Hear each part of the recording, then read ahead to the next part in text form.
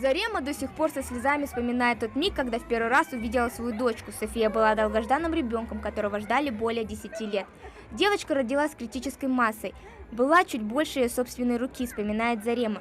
Первые месяцы дались тяжело, но испытания, посланные свыше, семья преодолела с большой надеждой, что смогут увидеть, какой прекрасной вырастет дочь.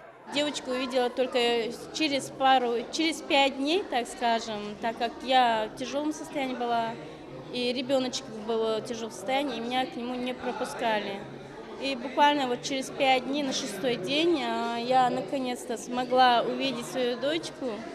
И альхамдулиллах, у нее маленькие ручки, ножки там, под капельницей, там всякое.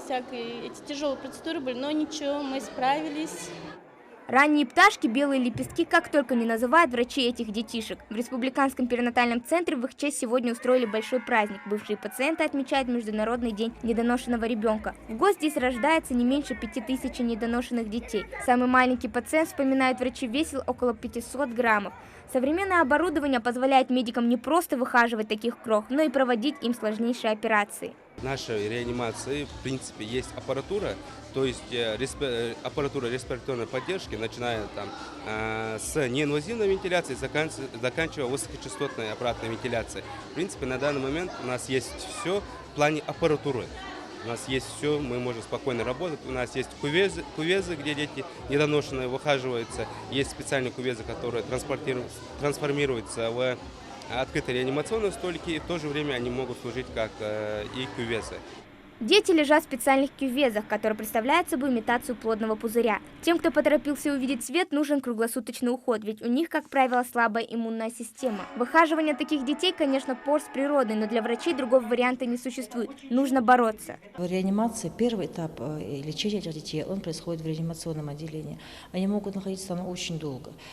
Некоторые месяц, два, некоторые до полугода дети находятся в реанимационном отделении. И те доктора и медсестры, младшие медсестры, санитарки, которые находятся рядом с этими детьми, это не только труд физический, это труд моральный.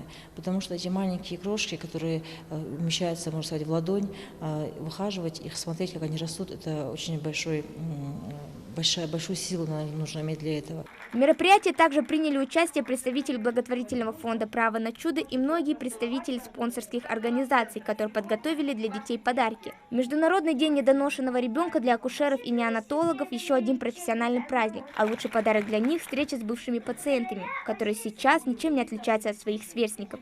Хава Гагиева, Адам Далаков, Новости 24.